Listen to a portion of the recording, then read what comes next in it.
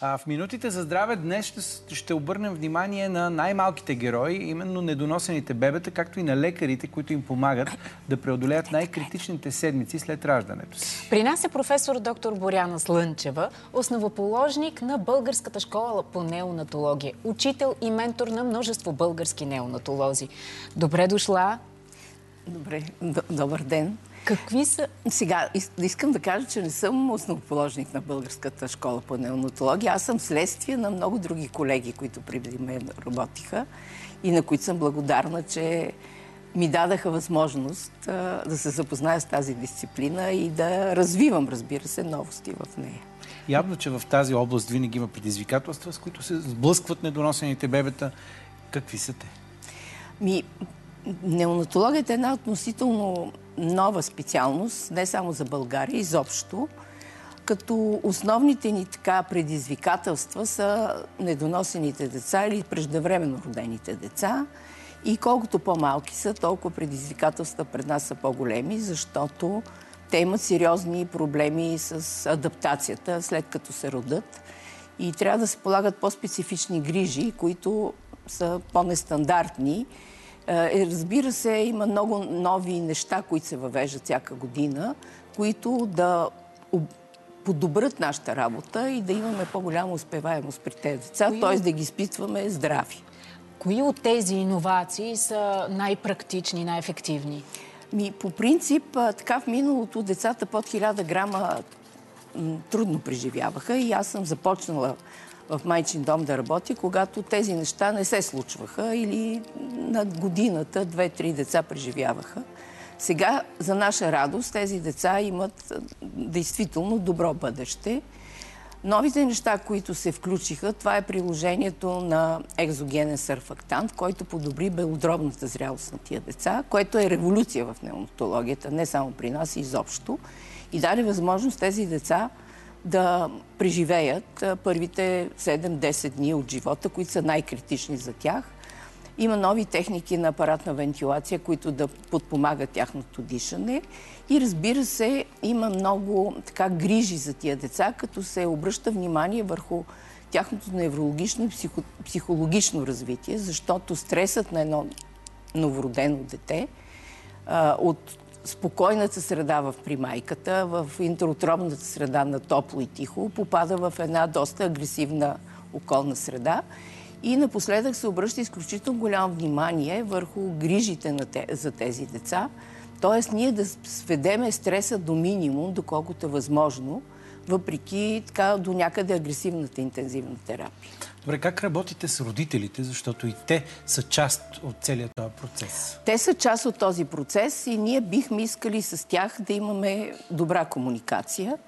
Като всеки родител, който е в стрес, реакциите са различни. Някои са, се чувстват нещастни, някои са агресивни, някои са пасивни.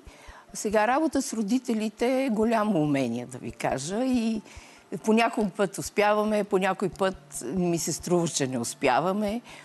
Добре е да се работи с психолог с тези родители. Но те така или иначе имат доверие на персонала, който се грижи за тяхните деца. И тук малко психолозите няма достатъчно обучение в тази посока.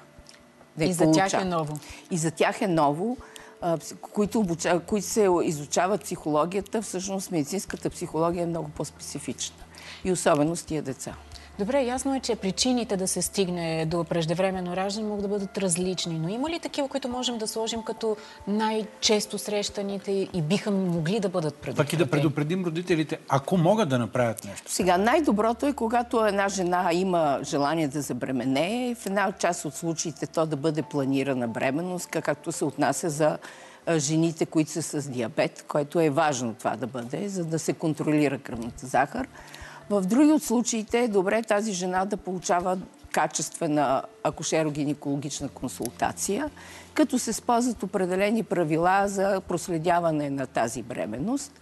И разбира се, е добре да се спазва някакъв двигателен режим, който сега някои бремени смятат, че ако лежи и ако не се движи, това е спасението. Не, напротив. Тя трябва да все пак да се храни съобразно изисквания, които да осигурят както на нея достатъчно витамини, и необходимите вещества, така и за нейното бебе. Така че начинът, по който се храни една бременна жена, се отразява върху плода. Това е категорично. Като, разбира се препоръчва средиземноморската диета, т.е. по-богата на зеленчуци, плодове, риба, по-леките храни. И някакси веганството в бременността не се препоръчва. Детето не получава информация за животински протеини и има риск по-нататък да има алергични нагласа към протеини от животински продукти. В този конкретен интервал или по принцип се говори... Ако рязко започне да яде месо? Говори се за първите 1000 дни за развитие на детето, което значи от момента на забременяването до навършване 2-годишна възраст. Това е периода, в който се изграждат както много умения, способности за обич, за доверие, се изграждат и стомашно-чревния тракт, т.е. развитието на детето. Каквото е положено в тия 1000 дни, след това дава резултати. Някъде добри, някъде лоши. Зависи по какъв начин са се грижили за тия мисля, деца. че това е така един голям дебат, който винаги може да предизвика много за и против. Разбира се, трябва да гледаме през очите на науката, не само в собствените си вярвания или догматични представи, кое е полезно или кое е добре да се прави.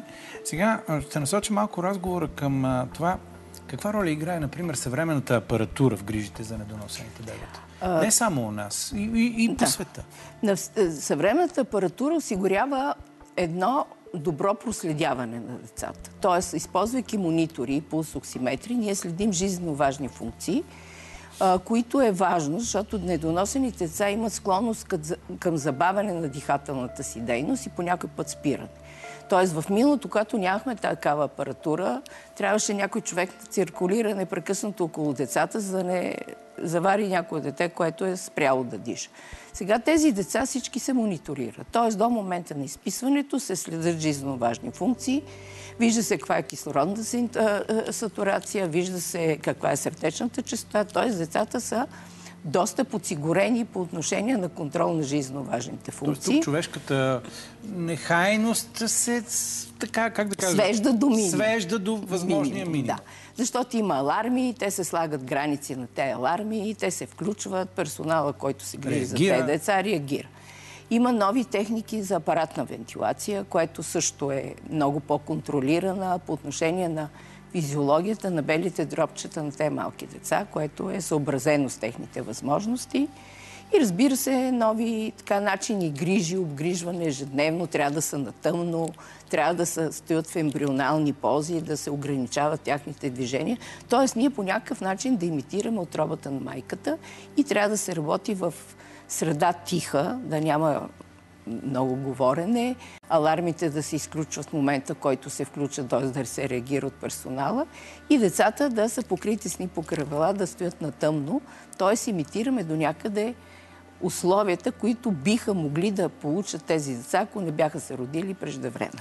И предотвратявате стреса, за който говорихте. Да, за който говорихме, който стрес, за съжаление, след това има отражение. Тези деца са с много по-повишена сензитивност, реагират на болка много по-драматично и някои от тях биха могли да имат, могат да попаднат в групата на хипертимните деца. Тоест, нашата задача е ние да ги обгрижваме максимално щадящо.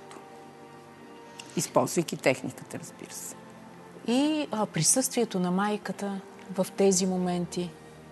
Гледаме, че като че ли е много важно и по света като че ли все повече стараят, въпреки преждевременното раждане, майката все пак да е там, да гушка, да държи. Да. Възможно ли е това? Сега не само майката, и бащата. Това дете е чувало гласовете и на двама. Стига сте изолирали бащите. Добре, простете, наистина. Истината е, че и бащите, сега при нас приемаме и бащи и майки.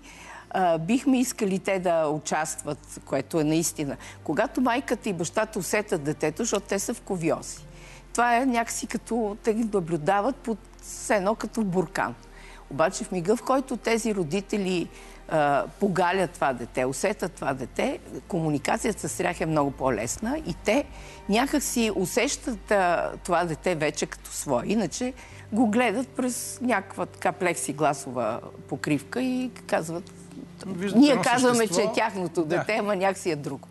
Самите деца усещат родителите. Усещат ги. Когато идват при родителите на посещение при децата, имаме до някъде, те почват да плачат, някои от тях, викам, оплакват се явно от нас. Някои от тях, да кажем, за кратко почнат да пада кислородната сатурация, след това се подобрява. Изобщо имат реакции.